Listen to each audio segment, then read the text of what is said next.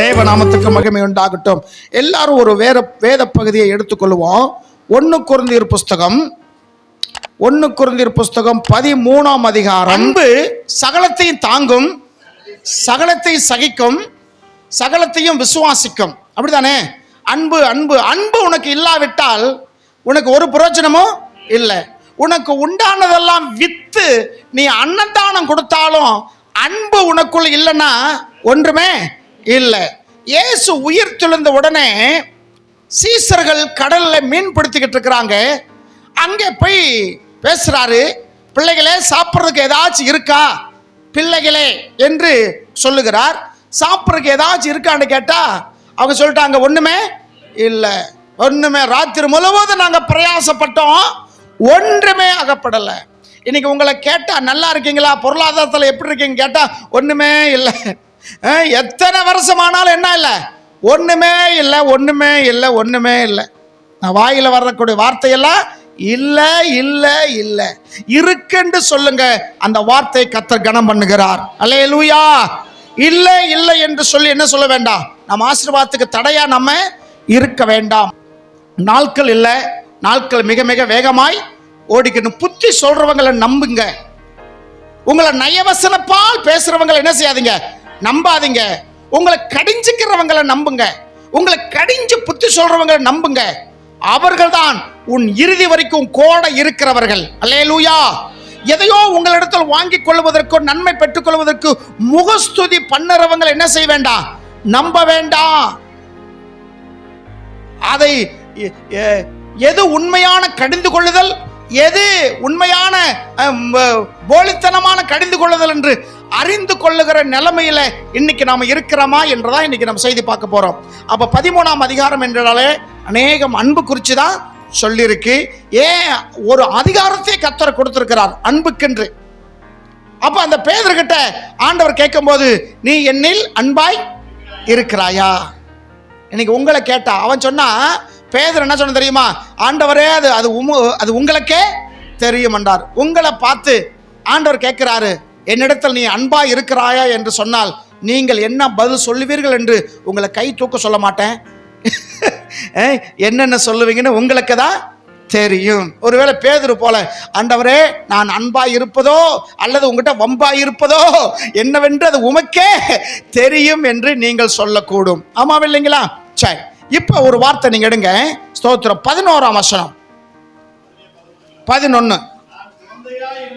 இங்க அப்போஸ்தலனாகிய பவுல் கொரிந்து சபையில் உள்ள மக்களுக்கு இப்படியாக எழுதுகிறார். அப்பா, நான் குழந்தையா இருக்கும்போது குழந்தை போல பேசினேன். 55 வயசு ஆகி தடிமாடு மாதிரி பிறந்த இன்னும் அப்படி சொல்லிட்டு எப்படி இருக்கும்? மூளை வளர்ச்சி அப்படிதான் நினைப்போம். மூளை வளர்ச்சி இல்லைன்னு நினைப்போம். நான் குழந்தையா இருக்கும் போது குழந்தைக்கு ஏற்ற வேறு சிந்தித்தேன், பேசினேன்.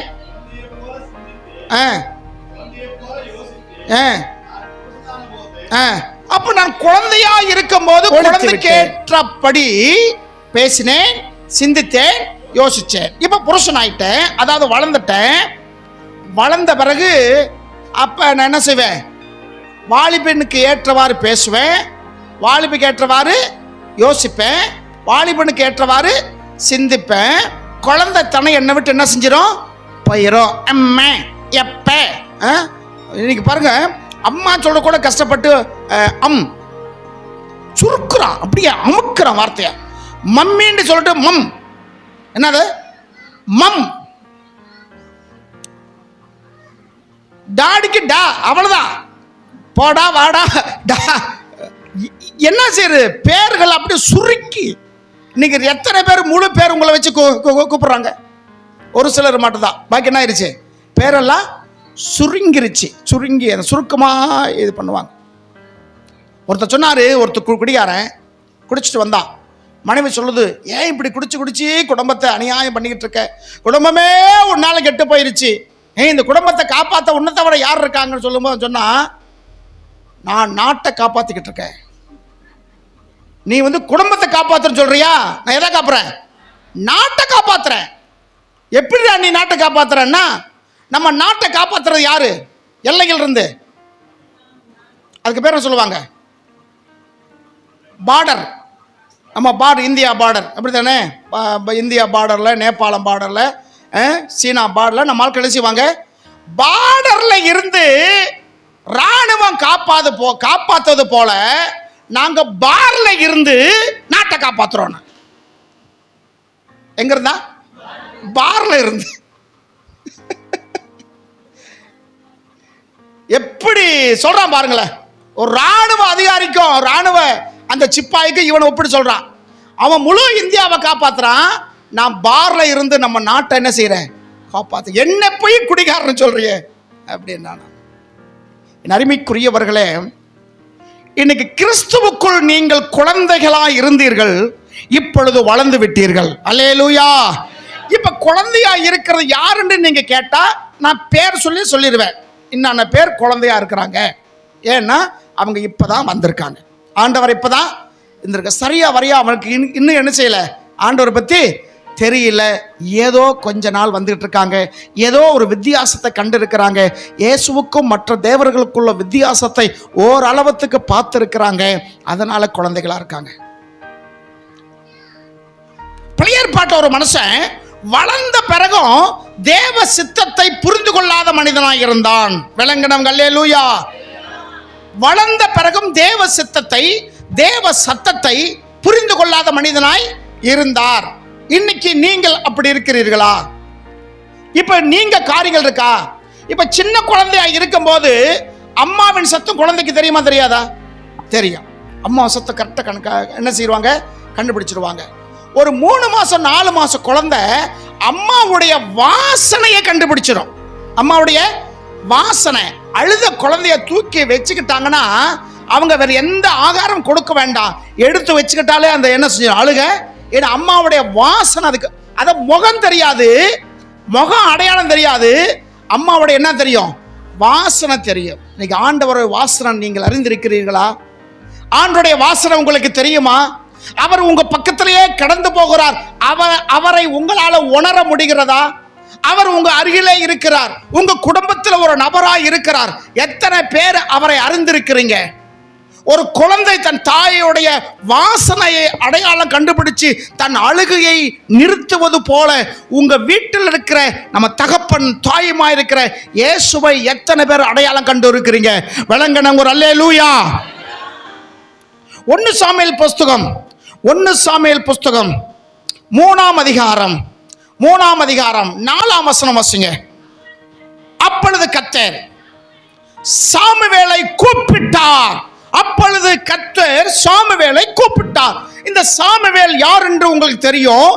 ஏலி அன்னாள் சொல்லக்கூடிய ஒரு அம்மாவுக்கு பிறந்தவர். எல்கனா, அந்த அம்மாவோட வீட்டுக்காரர் பேர் என்னது? எல்கனா அன்னாள் என்றவங்களுக்கு பிறந்த ஒரு குழந்தையாகும் இந்த சாமுவேல்.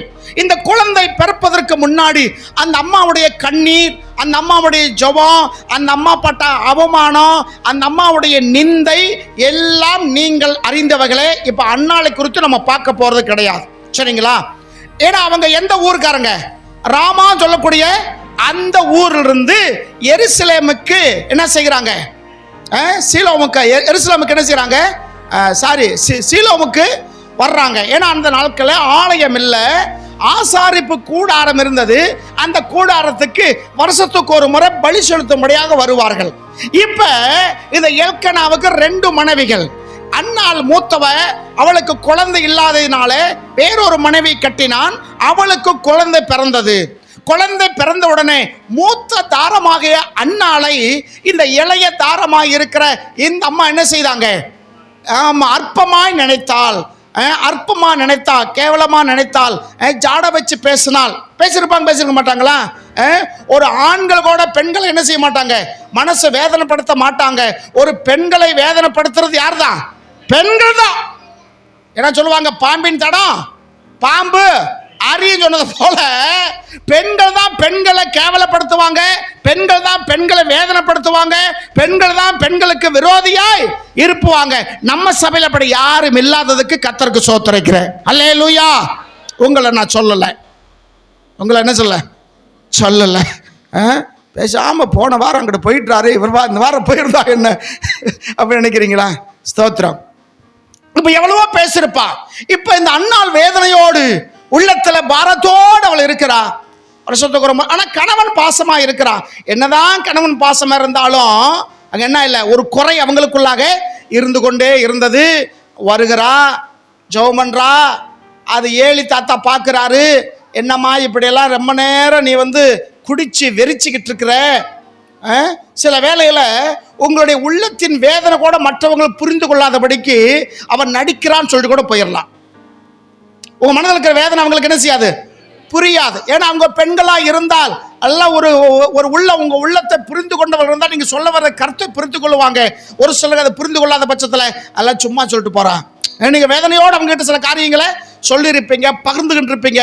அப்படி பகிரும் போது உங்க மனதில் இருக்கிற பாரம் கொஞ்சம் குறைஞ்சது போல் நீங்க என்ன செய்யலாம், ஃபீல் பண்ணலாம். ஆனா சில பேருக்கு அது என்ன செய்யாது, விளங்காது. அன்னாள் கண்ணீரோடு ஜெபிக்கிறா, ரொம்ப நேரம் ஜெபிக்கிறா. ஆனா இவர் கண்ணுக்கு எப்படி தெரிஞ்சது, ஊழியக்கார கண்ணுக்கு, நீ குடிச்சிட்டு வந்திருக்கிற, குடிச்சிட்டு போதை தெளியும் வரைக்கும் என்ன செஞ்சிட்டு இருக்க. ஏன்னா இந்த குடிகாரங்க என்ன செய்வாங்க, போதை வந்துருச்சுன்னா யாரோட பேசிக்கிட்டே இருக்கணும். சில பார்த்து சொன்னதே சொல்லிக்கிட்டு இருப்பாங்க. கேட்டிருக்கீங்களா?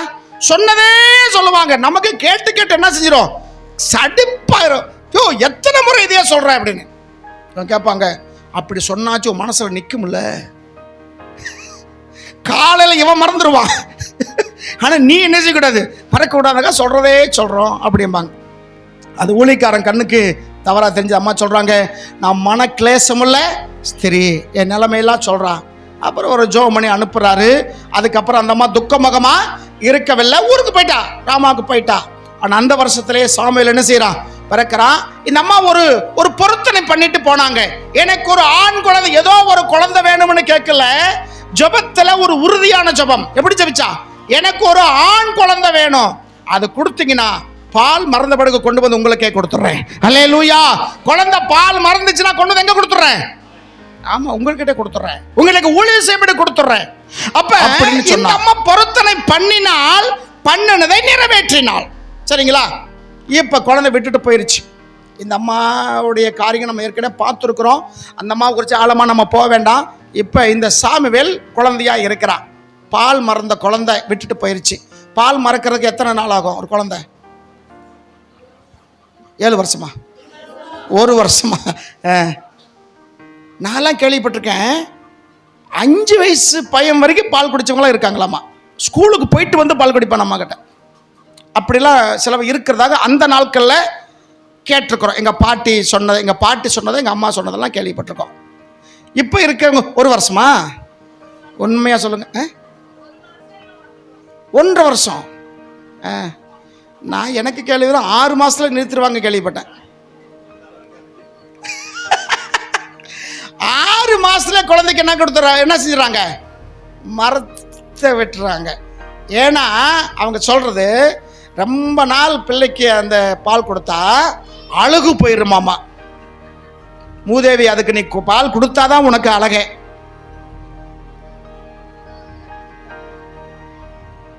ஆறு மாசம் வரைக்கும் கொடுத்தா அந்த பிள்ளைகளுக்கு எதிர்ப்பு சக்தி அதிகமா இருக்கும்.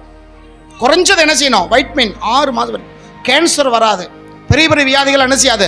ஏன்னா தாய்ப்பாலில் அவ்வளவு கடவுள் ஒரு அருமையான ஒரு காரியத்தை வச்சிருக்கிறார். ஸ்தோத்திரம். சரி, இந்த அம்மா எத்தனை நாளைக்கு உங்க கணக்கே வச்சுக்கிறோமே, 1 வருஷம், 1.5 வருஷம், ஒரு 3 வருஷம் கூட வச்சுக்கோங்களேன். 3 வருஷம் முடிஞ்ச போனா எவ்வளவு வயசு இருக்கும்? நம்ம சாரோன் மாதிரி தான் இருக்கும். அவளுக்கு தான் இப்போ 3 வயசா நடக்கு.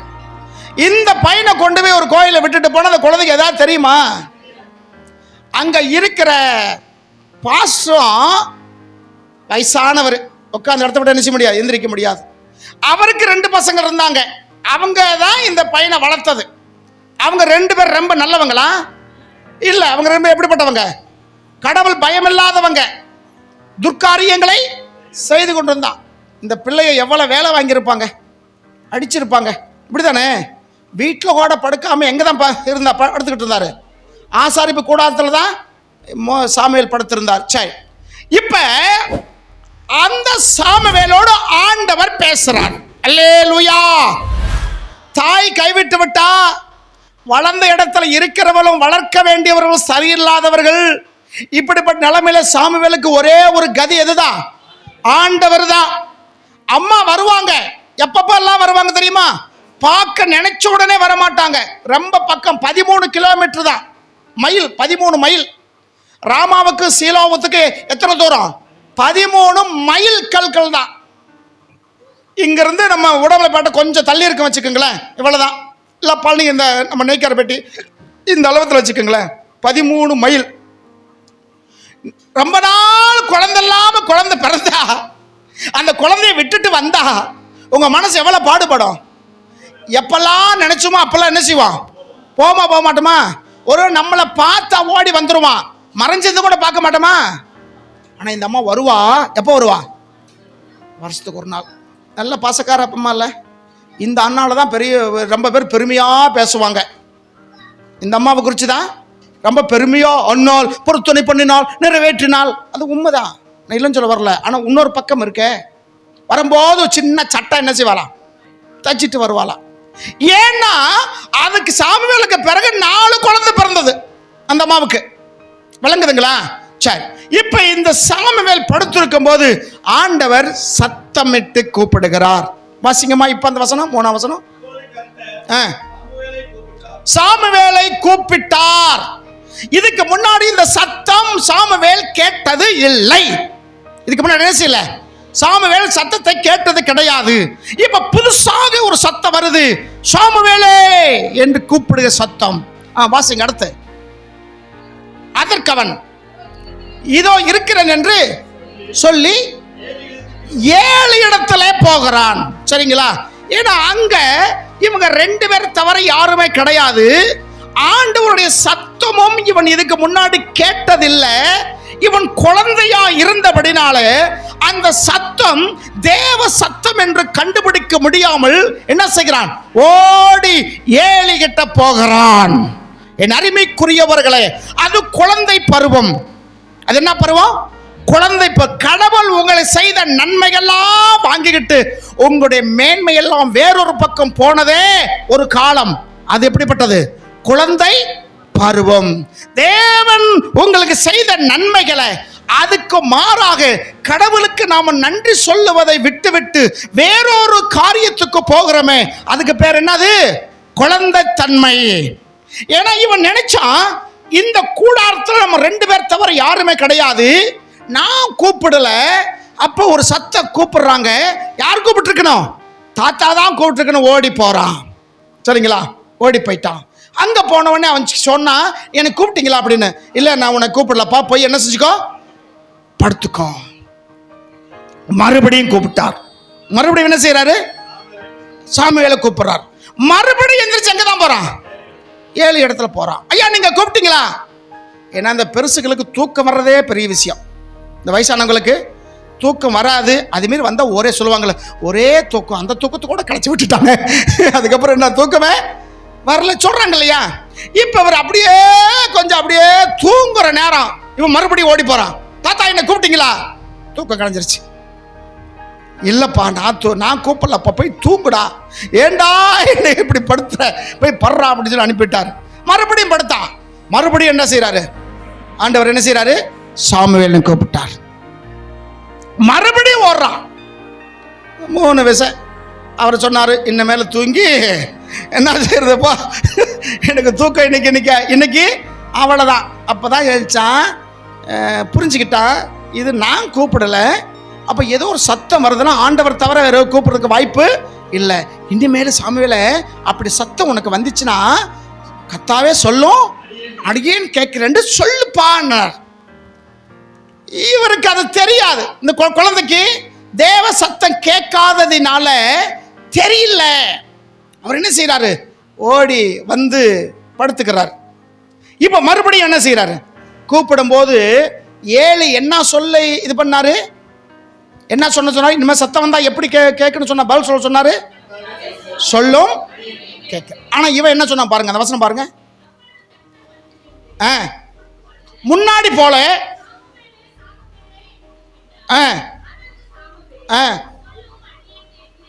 விளங்குதுங்களா? இப்ப 7 என்ன சொல்லிவிட்டாரு? அந்த சத்தம் உனக்கு வந்துச்சுன்னா கத்தாவே சொல்லும், அடியேன் கேட்கிறேன் சொல்லும், சொல்லுப்பான் அனுப்பி விட்டாரு. இவன் என்ன சொல்றான்? சொல்லும் அடியேன் கேட்கிறேன். இன்னும் என்ன செய்ய? சத்தத்தை அறிந்து கொள்ளவில்லை, தேவ சித்தத்தை அறிந்து கொள்ளவில்லை, தேவ சித்தத்தை புரிந்து கொள்ளாமல் நீங்க இருக்கிறீங்க. என் அருமைக்குரியவர்களே, இது குழந்தைத்தனம். இது குழந்தைத்தனம். குழந்தை இருக்கும் போது யார் யார் என்ன சத்தம் என்ன செய்யல, ஒருவேளை கேட்காம தெரியாமல் இருக்கலாம். இப்ப சாமுவேலுடைய நிலைமை நீங்க பாருங்க. அதே இதுல 2:26 பாருங்களேன். 2ஆம் அதிகாரம் 26. சீக்கிரம் வாசிங்கம்மா, சீக்கிரம் வாசிங்க.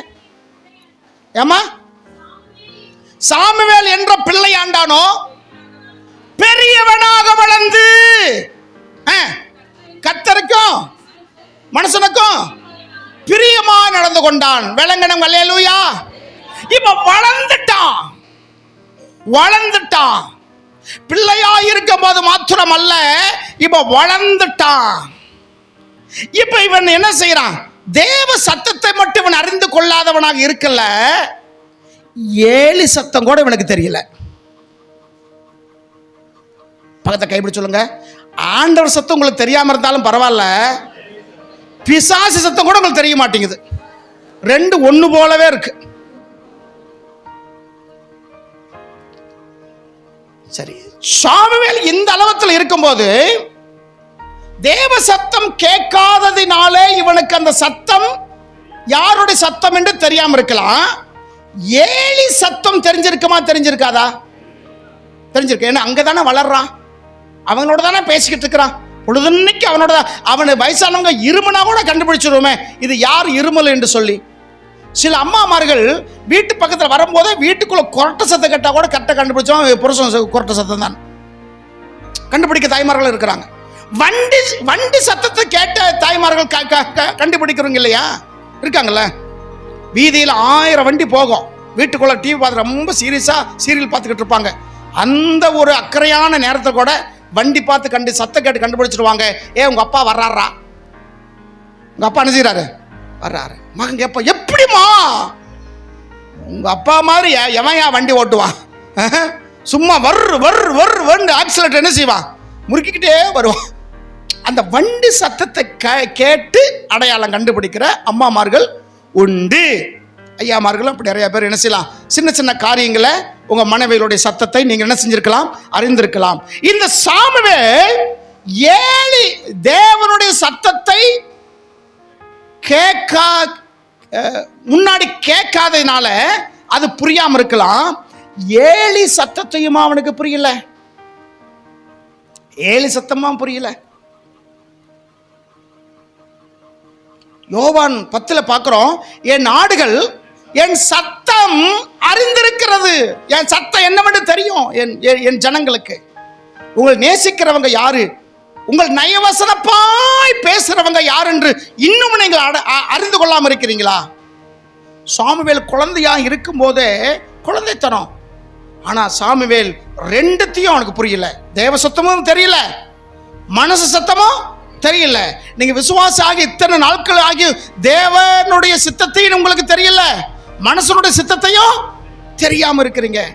மற்ற தேவர்களுக்கும் நமது ஆண்டவருக்கு ஒரு வித்தியாசம் தெரியாத நிலைமையில் அநேகர் இருக்கிறாங்க. என் அருமைக்குரியவர்களே, இந்த வேறுபாட்டை நீங்கள் புரிந்து கொள்ளுங்கள். இந்த வேறுபாட்டை நீங்கள் புரிந்து கொள்வீங்கன்னா ஒரு நாளும் நீங்கள் இடறி விலக மாட்டீர்கள். அல்லேலூயா. இப்ப அந்த சாமுவேல் என்ன செய்கிறான், வளருகிறான். சாமி பிள்ளையாண்டானோ வளர்ந்து பெரியவனாகி கர்த்தருக்கும் மனுஷனுக்கும் பிரியமாய் நடந்து கொண்டான். அல்லேலூயா. நீங்கள் வளருகிறது உண்மையானால் கர்த்தருக்கும் சபையாருக்கும் பிரியமாய் நடந்து கொள்ள வேண்டும். ஆமென். விளங்குதா? நீ ஆவிக்குரிய வாழ்க்கையில வளருகிறது உண்மையானால், உன் ஆவிக்குரிய ஜீவியத்தில் நீ வளருவது உண்மையானால், என் ஆவிக்குரிய வாழ்க்கை என்னுடைய சர்வீஸ் இத்தனை வருஷம் என்று நீங்கள் மார்த்தட்டி சொல்றீங்களே அது உண்மையானால், கர்த்தருக்கும் பிரியமாய் இருப்பதோடு சபை மக்களுக்கு நீ பிரியமாய் இருக்க வேண்டும். அல்லேலூயா. சபை மக்களுக்கு நீ பிரியமா நடந்து கொண்டால் உன்னை சுற்றி இருக்கிற கிராமங்கள், உன்னை சுற்றி இருக்கிற வீடுகளுக்கு மத்தியிலையும் உன்னை நீ மற்றவங்களுக்கு பிரியமா நடந்து கொள்ளுவாய். அல்லேலூயா. ஆண்டவர் சொன்னார், என் பார்வைக்கு நீ பிரியமா இருக்கிறபடினால், அருமையா இருக்கிறபடினால் நீ என்ன செய்தாய்? கனம் பெற்றாய். கனம் என்றால் மகிமை. என் அருமைக்குரியவர்களே, அவன் வளர்ந்தான், பெரியவனானான், கர்த்தருக்கும் மனிதனுக்கும் பிரியமாய் இருந்தான். அதுலயே இன்னொரு வசனம், 3ஆம் அதிகாரம் 7ஆம் வசனம் வாசிங்களேன். 3:7. சாமுவேல் அறியாதிருந்தான், இன்னும் மெய்ப்படவில்லை. இது எத்தனை அதிகாரம்? 3ஆம் அதிகாரத்துல. 1ஆம் அதிகாரத்துல தான் இந்த 3 தடவை கூட்டு வந்தது. 2ஆம் அதிகாரத்துல வளர்ந்தான். 3ஆவது அதிகாரத்துல கர்த்தருடைய வார்த்தை இன்னும் அவன் அறிந்து கொள்ளவில்லை. எத்தனை நாள் கர்த்தருடைய சத்தம் நீங்கள் இன்னும் கேட்காமல் இருப்பீங்க? இது தேவ சத்தம் தான் என்று சொல்லி உங்களால எப்படி இன்னும் அடையாளம் கண்டு கொள்ளாம இருப்பீங்க?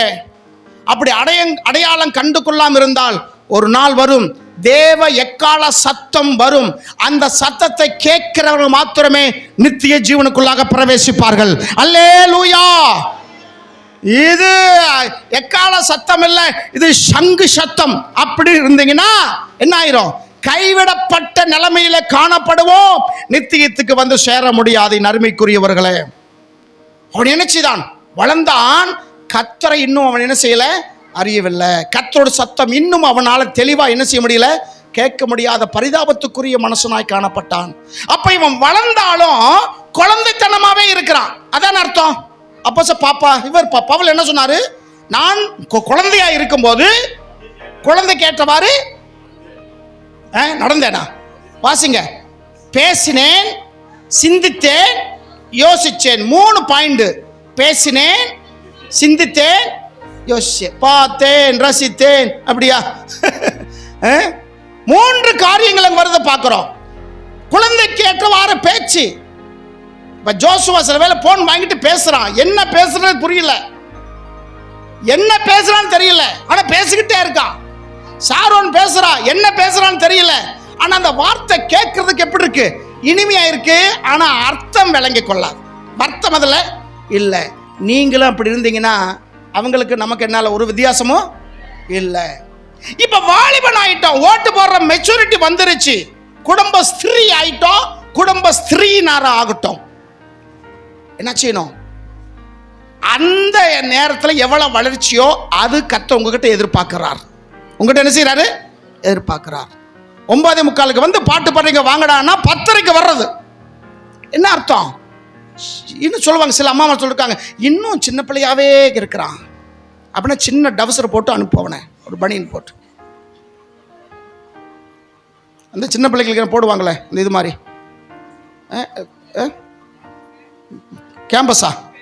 பேம்பஸ் போட்டு அனுப்பு. சின்ன பிள்ளைல இன்னும் சின்ன பிள்ளையாவே இருக்கிறான், அதெல்லாம் இல்லை அப்படி சொல்லி ஏமாத்திக்கிட்டு இருக்கீங்க. அப்படி நீங்க சொல்றதுனால இன்னும் அவன் சின்ன பிள்ளையாவ மாறி குட்டிச்சட்டை பயங்கரமா பண்ணிக்கிட்டு இருப்பான். வீட்டில் வரும்போது பேசாம ஒன்றும் தெரியாத மாதிரி சின்ன பிள்ளை மாறி. அதெல்லாம் கிடையாது. வளர்ந்துட்டாங்க. என்ன செய்ட்டாங்க? வளர்ந்துட்டாங்க. ஏமாந்துடாதங்க பெற்றோர்களே, ஏமாந்து போயிடாதீங்க. வளர்ந்துட்டான். அப்ப வாலிபன் ஆன பிறகு நாட்கள் வந்த பிறகு நீ உனக்காக ஜீவன் கொடுத்த ஆண்டவருக்கு உன்னுடைய காரியங்கள் என்ன? அவர் சத்தத்தை உன்னால கேட்க முடியுதா? அவர் சத்தத்தை கேட்டு அவர் சித்தம் செய்ய உன்னால முடிகிறதா? எத்தனை வருஷமா இப்படியே நீ சாக்கு போக்கு சொல்லிக் கொண்டு இருப்பாய்? என் அருமைக்குரியவர்களே, இங்க நம்ம பார்க்கிறோம், அப்படியாக அவன் இருந்தான் என்று சொல்லி நம்ம பார்க்கிறோம். சரிங்களா? அதன் பிறகு நீங்க தேவ சத்தத்தை நீங்கள் மட்டும் கேட்கறது இல்ல, உங்க சத்தத்தையும் ஆண்டவர் கேட்கிறார். உங்க சத்தம் என்னன்னு அவருக்கு நல்லாவே தெரியும். என் ஆடுகள் என் சத்தத்தை கேட்டும் என்று யோவான பார்க்கிறோம். யாத்ராம புஸ்தகம் 3ஆம் அதிகாரம் 23ஆம் வசனம், அதுக்கு மேல இருக்கிற வசனம் நீங்க பார்த்தீங்கன்னா, என் ஜனங்கள் ஆளோட்டிகளால் படுகிற உபத்திரவத்தை நான் பார்த்தேன், அவங்க பெருமூச்சை நான் கேட்டேன். பார்த்தேன், கேட்டேன். வாசிங்க, எடுக்கலையா இன்னும்? யாத்ராம புஸ்தகம் 3ஆம் அதிகாரம் 27ஆம் வசனம், 3ஆம் வசனம். 23.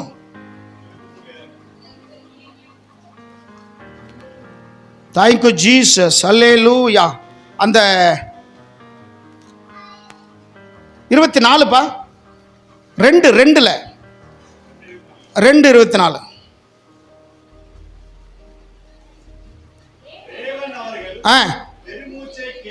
தேவன் அவர்கள் எவர்கள்? தன் ஜனங்கள், இஸ்ரவேல் ஜனங்கள் எகிப்து தேசத்துல படுகிற பாடுகளை அவர் பார்க்கிறவராயிருக்கிறார்.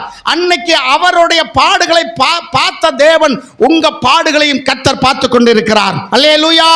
நான் இவ்வளவு பாடுபடுறேனே, யாருமே என்னை பார்க்க மாட்டேங்கிறாங்களே, யாருமே என்னை கவனிக்க மாட்டேன் நினைக்க வேண்டாம். உலகம் உன்னை கவனிக்காம இருக்கலாம், ஆனா உன்னை உண்டாக்கின தேவன் அவர் உன்னை பார்த்து கொண்டிருக்கிறார். அல்லேலூயா.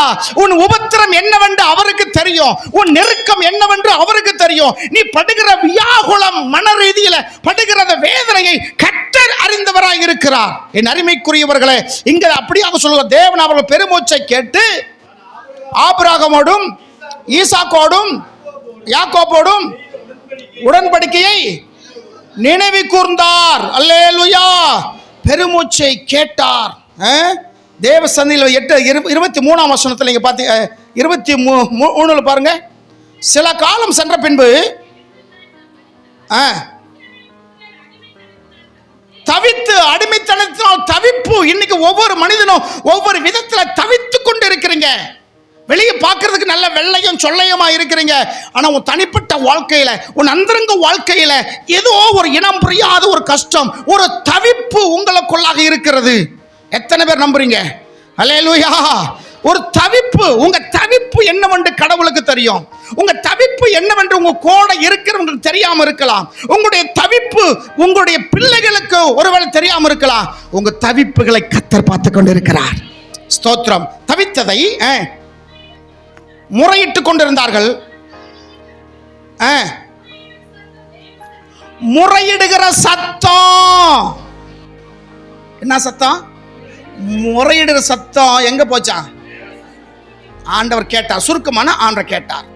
முறையிடுகிற சத்தம், உங்க சத்தம் ஆண்டவர் கேட்கிறாரு. ஆண்டவர் சத்தம் நீங்க கேட்கிறீங்களா? பக்கத்துல கைப்பிடி சொல்லுங்க, உங்க சத்தம் ஆண்டவர் கேட்டுக்கிட்டு இருக்கிறாரு. ஆண்டவர் சத்தம் உங்களுக்கு கேக்குதா?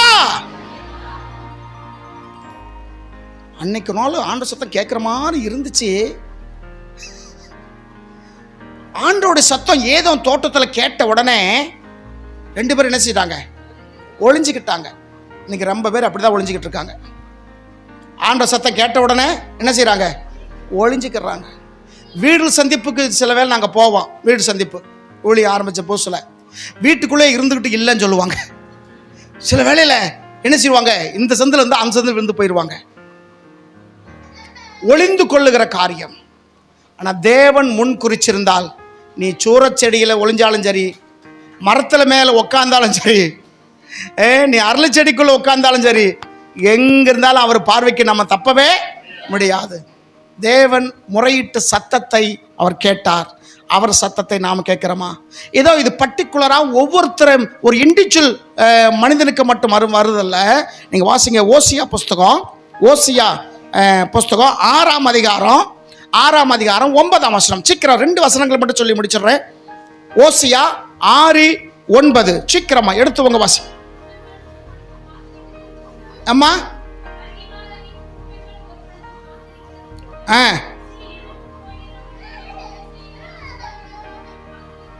சீயோனில்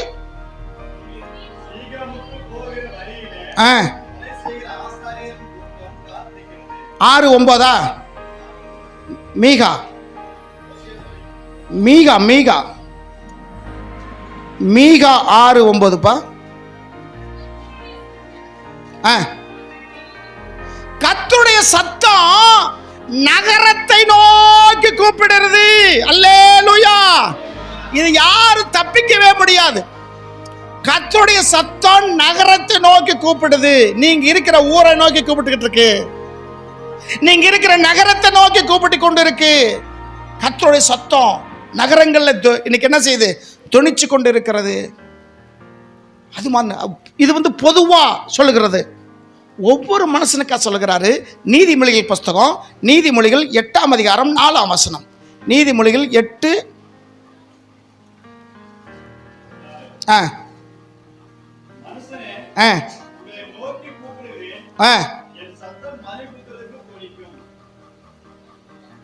மனுஷரே உங்களை நோக்கி என்ன செய்கிறேன்? என் சத்தம் இன்னுமா புரியல உங்களுக்கு?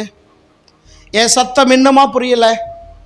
இது எதை குறிக்கிறதுனா 1ஆம் வசனம் பார்த்தீங்கன்னா ஞானத்தை குறித்து சொல்லியிருக்கு. ஞானம் உங்களை என்ன செய்யும்? கூப்பிடும். அதுக்கு நீ செவி கொடு. மனுஷரே உங்களை நோக்கி என்ன செய்கிறேன்? நான் கூப்பிடுகிறேன். சாமுவேல் என்ன கூப்பிடுதலை அவன் சத்தத்தை அறியாதவன் இருந்தபடினால எந்திரிச்சு எந்திரிச்சு மனசுக்கிட்ட ஓடினா.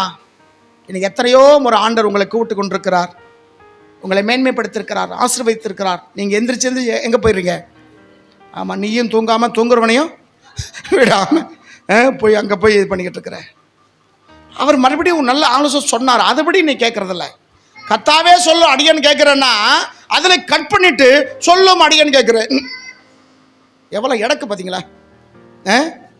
அருமைக்குரியவர்களே, தனிப்பட்ட இண்டிவிஜுவல் மனிதனை ஆண்டவர் நோக்கி கூப்பிட்டுக்கணும். சத்தத்தை நீ கேட்டிருக்கிறாயா? ஆண்டவர் ஒவ்வொரு நாளும் உங்களை கூப்பிட்டுக்கிட்டு தான் இருக்கிறார். ஒவ்வொரு நாளும் உங்களுக்குள்ளாக பேசிக்கொண்டு இருக்கிறார். சொல்லுவாங்களே மனச்சாட்சி என்கிட்ட பேசுதுன்னு, அதுதான் தெய்வம், அதுதான் கர்த்தருடைய வார்த்தை. மனச்சாட்சி என்கிட்ட உறுத்துக்கிட்டே இருக்கு, மனச்சாட்சி சொல்லிக்கிட்டே இருக்கு, மனச்சாட்சி அப்படின்னு சொல்லுவோம்ல. கடவுளை நம்பாதவங்க மனச்சாட்சின்னு சொல்றாங்க. அந்த சாட்சி இயேசு கிறிஸ்து தான். ஏன்னா அதான் எண்ணங்கள் என்று பார்க்குறோம். ஆத்துமா என்று ஆத்துமா என்றால் என்ன? எண்ணங்கள். அதில் பேசுகிற ஒரு அருமையான வார்த்தையாக இருக்கிறது. கடைசியாக ஒரு வார்த்தை சொல்லி முடிக்கலாம் நினைக்கிறேன். ஸ்தோத்திரம். எபேசியர் 4ஆம் அதிகாரம் 14ஆம் வசனம். ஆகையினால நீங்கள் தேவ சத்தத்தை இந்த நாளிலே அதிகமாக நீங்கள் அறிந்து கொள்ள வேண்டும் என்று கர்த்தர் விரும்புகிறார். எபேசியர் 4:14. நாம் முன்னே நான் குழந்தையா இருந்தேன் அங்கே சொன்னார். இதில் 1 கொரிந்தியர் 13:11 பார்த்தோம். நான் குழந்தையா இருக்கும்போது குழந்தைக்கு ஏற்றவாறு பேசினேன், யோசித்தேன், சிந்தித்தேன். சரிங்களா? ஒவ்வொருத்தர் தனிப்பட்ட முறையில். இப்போ அதே பவுல் எபேசு சபைக்கு எழுதும்போது தன்னை இணைச்சு சொல்றாரு. வாசிங்கம்மா. நாம் இனி குழந்தைகளா இராமல், இந்த 6ஆம் மாசத்துல முதல் வாரம் கர்த்தருக்குள்ளாக குழந்தைகளை என்ன செய்ய வேண்டாம். ஏன்னா குழந்தைகளா இருக்கும்போது பாலை தவிர என்ன செய்ய முடியாது, வேற ஒண்ணுமே சாப்பிட முடியாது. சாப்பிட்டா என்ன ஆயிரும்? 3 மாசம் குழந்தைக்கு புரோட்டாவும் கொத்துக்கறி வாங்கி கொடுப்போமா? ஒருத்தருக்கு பேட்டி கேட்டாரு, மதுரையிலே உங்களுக்கு பிடிச்சது என்ன அப்படின்னு. கொத்து புரோட்டாவும் சுக்காவும் இதுதான் எங்களுக்கு பிடிச்சது அப்படின்னு பேட்டி கேட்டோம். சிரிச்சிட்டான். உங்களோட பெரிய ரோதனையாக போச்சு அப்படின்னு. கோயில்பட்டியில் ஒரு நாள் மத்தியானம் சாப்பிட்றதுக்கு ஒரு இடத்துல போய்கிட்டு இருக்கோம். நானும் ஜீவரான போயிட்டு இருந்தோம். ரொம்ப தூரம் போயிட்டு கடைகளே இல்லை, ஹோட்டலே கிடையாது. ரொம்ப தூரம் அங்கே வண்டியில் போய்கிட்டே இருக்கோம். பசி வேற, நல்ல பசி.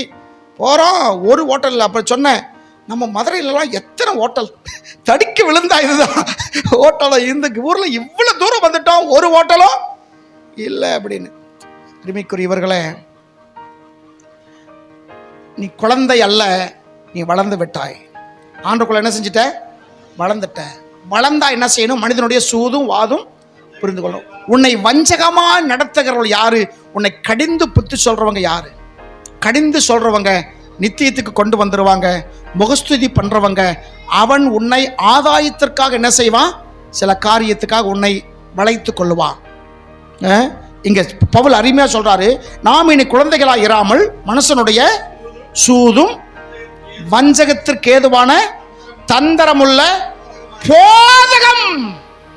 வேதம் சொல்லுது, கடைசி நாட்கள்ல கூடுமானவரை தெரிந்து கொள்ளப்பட்டவர்களையும் வஞ்சிப்பான். நீங்களும் நானும் தெரிந்தெடுக்கப்பட்டவர்கள், ஆமாம் இல்லைங்களா? நம்ம இருக்கிற கிராமத்துல சுமார் எத்தனை ஜனங்கள் இருக்கிறாங்க? உங்க பெருமாள் புதூர்ல எத்தனை ஜனங்கள் இருக்கிறாங்க? பாப்பங்குளத்துல எத்தனை ஜனங்கள் இருக்காங்க? ரெட்டியாபாளையத்தில் எத்தனை ஜனங்கள் இருக்கிறாங்க? கனியூர்ல இருந்து வந்திருக்காங்க எத்தனை ஜனங்கள் இருக்கிறாங்க? குமர்லிங்கத்தில் எத்தனை ஜனங்கள் இருக்கிறாங்க? இருக்காங்க இல்லையா? அத்தனை பேரை தேர்ந்தெடுக்காம உங்களையும் என்னையும் தெரிந்ததுக்கு என்ன ஒரு பெரிய காரணம்? அல்லேலூயா. ஒரு நோக்கம் இருக்கா இல்லையா? ஏனே நம்ம கிராமத்தில் இருக்கிற எல்லாரை விட நாம அழகானவர்கள் என்றா கர்த்தர் தெரிந்திருக்கிறார்? இல்ல நம்ம ஊர்ல இருக்கிற எல்லாத்தை விட நாம பெரிய பணக்கார செல்வந்தர் சொல்லியா கர்த்தர் தெரிந்திருக்கிறார்? இல்ல நம்ம கிராமத்தில் இருக்கிற எல்லாத்தை விட நம்ம தான் அதிகமா படிச்சவங்க சொல்லி கர்த்தர் தெரிந்திருக்கிறாரா? இல்ல. இல்ல எல்லாத்தை விட வலிமை மிக்கவர்கள் என்று தெரிந்திருக்கிறாரா? இல்ல. அப்புறம் உங்களை என்ன தெரிந்து கொண்டதுக்கு ஒரு நோக்கம் இருக்கா இல்லையா? ஒரு முகாந்திரம் இருக்கிறா இல்லையா? இதுதான், இதை நீ புரிந்து கொள்ளணும். மனசுடைய வாதும் மனசுடைய சூதும் வஞ்சகத்திற்கு ஏதுவான தந்திரமுள்ள போதகமாகிய பலவித காற்றினாலே அலைகளை போல அடிபட்டு அலைகிறவராய் இராமல். என்ன இனிமேல் அப்படி இருக்காதீங்க. ஒரு பக்கம் காத்தடிச்சா இந்த குப்பை குளமெல்லாம் இன்னொரு பக்கம் போயிடும், அந்த பக்கம் காத்தடிச்சா எல்லாமே இங்கிட்டு வந்துடும். அதை குளத்தில் சரிங்களா, நமக்கு பெரும்பாலும் வாய்க்கால் தான் நிறையா இருக்குது. வாய்க்கால் தண்ணி போயிட்டு இருக்கும், சின்ன குளம் இருக்கும், கம்மா இருக்கும். அதெல்லாம் பார்த்தீங்கன்னா மேற்காற்று அடிச்சிச்சுன்னா எல்லாம் வந்து கிழக்க போய் சேர்ந்துடும். அங்கே காற்று அடித்தா எல்லாமே மேற்க வந்துடும். அழைக்கப்படுகிற காரியங்களாய் இராதபடிக்கு நம்ம வளர்ந்துட்டோம். தேவ சத்தத்தை கேட்டு நிலை நிற்கிறவர்களாக இருக்க வேண்டும் என்று கர்த்தர் விரும்புகிறார். அல்லேலூயா. கடைசியாக 15 வசனம், அன்புடன் கை கொண்டு தலையாகி கிறிஸ்துவுக்குள் எல்லாவற்றையும் நாம் வளருகிறவர்களாக இருக்கும்படியாக அப்படி செய்தார்.